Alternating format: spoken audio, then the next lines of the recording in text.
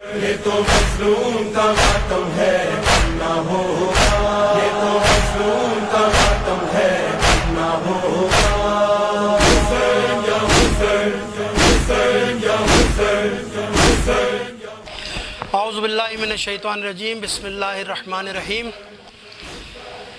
آج تمام عمائدین ملت اور تمام مختلف جماعتوں کے حضرات جمع ہوئے محرم الحرام کے حوالے سے، جس میں تنظیمی اعضاء کے جناب شمسی صاحب ہیں، جعفری الائنس کے مولانا باقر صاحب، ذاکرین امامیہ کے مولانا نثار احمد قلندری صاحب، اس کے ساتھ ساتھ پاک محرم کے جناب سرور صاحب، شیعہ علماء کونسل کے رہنما مرکزی جناب شبیر میسمی صاحب، عباس بادامی صاحب، شیعہ علماء کونسل جرا کراچی ڈویژن کے مولانا کامران عبدی صاحب، اس کے ساتھ پرمنٹ ہولڈر جناب بخاری صاحب، اور اس کے ساتھ ساتھ ہمارے حسن مہدی صاحب، حسنین مہدی صاحب، اور اورنگی کی نمائندگی کرتے ہوئے جناب رضی صاحب یہاں موجود ہیں۔ دیکھیے آج ہمارا بڑا قومیات کا اہم اجلاس ہوا، جس میں اور بھی ISO کے حضرات بھی موجود تھے، پیام ولایت کے لوگ بھی موجود تھے، اور باقی حضرات نماز کے میٹنگوں میں جانا چلے گئے۔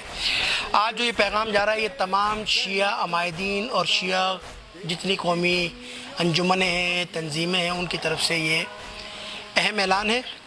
اعلان یہ ہے کہ آج ہمارا مشترکہ اجلاس ہوا، اس میں تمام عزاداروں کو متوجہ کیا جاتا ہے محرم الحرام کو جس انداز عقیدت و احترام سے منایا جاتا ہے، اسی عقیدت و احترام کے ساتھ انشاءاللہ تعالیٰ پورے پاکستان میں بالخصوص سندھ اور کراچی شہر کے اندر جو ہے اسی عقیدت و احترام کے ساتھ منایا جائے گا۔ آپ محرم الحرام کی تیاری کیجئے، اور جس انداز میں عزاداری کا سلسلہ جاری تھا، جلوسوں کا سلسلہ جاری تھا، اسی طرح انشاءاللہ تعالیٰ یہ عزاداری کا سلسلہ جاری و ساری رہے گا۔ بے خوف و خطر عزاداری سید الشہداء کیجئے۔ ہر چیز قربان کی جا سکتی ہے، مجالس کو، جلوس کو، عزاداری کو کسی چیز پر قربان نہیں کیا جا سکتا، لہٰذا آزادی کے ساتھ عزاداری سید الشہداء کا اہتمام کریں، مجالس کا، سبیلوں کا، جلوس کا۔ اس کے ساتھ ساتھ میں علماء کرام، ذاکرین عظام اور واعظین سے گزارش کرتا ہوں کہ محرم الحرام آ رہا ہے، کیونکہ آپ تمام حضرات ممبروں پہ جائیں گے اور تمام عزاداروں کی سے مجالس سے خطاب فرمائیں گے، لہٰذا تمام علماء کرام، عمائدین، تمام علماء کرام، خطباء، ذاکرین و واعظین سے التماس کی جاتی ہے کہ امام حسین کے مقصد کو اجاگر کیا جائے، کربلا کے پیغام کو لوگوں تک پہنچایا جائے، اور مقصد امام حسین کو بیان کیا جائے۔ ہماری مجلسوں میں کوئی ایسی بات نہیں ہونی چاہیے کہ جس سے کسی کے مکتب کی، کسی کے مسلک کی دل آزاری ہو، کسی کے خلاف کوئی بات نہیں کی ہونی چاہیے کہ جس سے ملک کی فضا خراب ہو۔ ہمارے تمام فقہاء امامیہ کے فتاوے موجود ہیں کہ کسی فرقے کی، کسی کے مسلک کی، کسی کے بزرگان کی توہین کرنا حرام ہے، اور ہماری طرف سے کوئی توہین الحمدللہ علماء کی طرف سے، متدین علماء کی طرف سے، متدین ذاکرین و خطبہ کی طرف سے کبھی توہین نہیں ہوئی الحمدللہ، اور ہم امید کرتے ہیں علماء کرام عوام کی تربیت بھی کریں گے اور پیغام حسینی کو پہنچانے میں اپنا کردار ادا کریں گے۔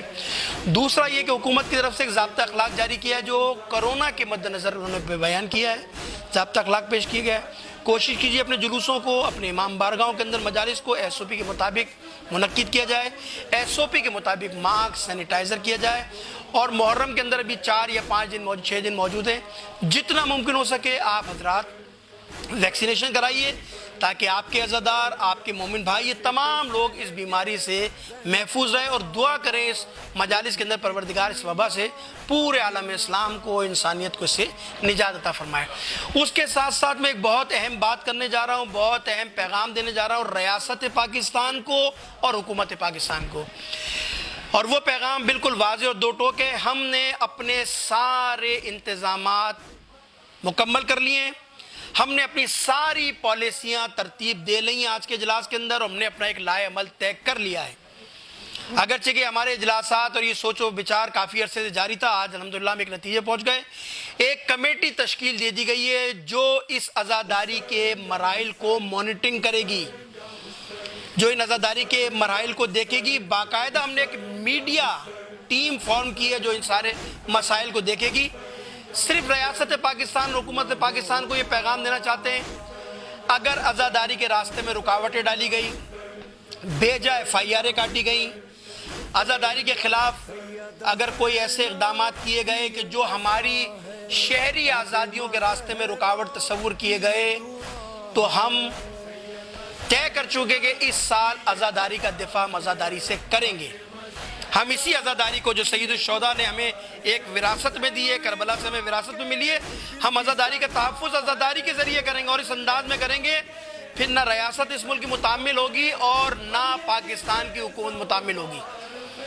لہٰذا یہ ایف آئی آروں کا سلسلہ, کیونکہ ہم نے پہلے اقدام کیا تھا, ایف آئی آروں کا سلسلہ پھر کوشش کی گئی ہے.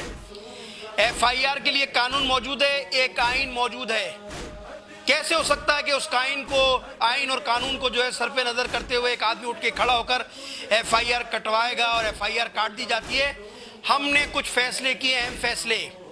اگر اسی طرح بلا جواز ایف آئی آر محرم میں کاٹی گئیں, یہ عاشور تک ہم دیکھیں گے. عاشور کے بعد جو ہم نے پالیسی طے کی اس پالیسی کے تحت اپنے اقدام کا ہم اعلان کریں گے اور یہ ہمارا اقدام کوئی آئین اور قانون سے ماورا نہیں ہوگا. ہمارا یہ اقدام آئین اور قانون کے دائرے میں رہتا ہوا ہوگا.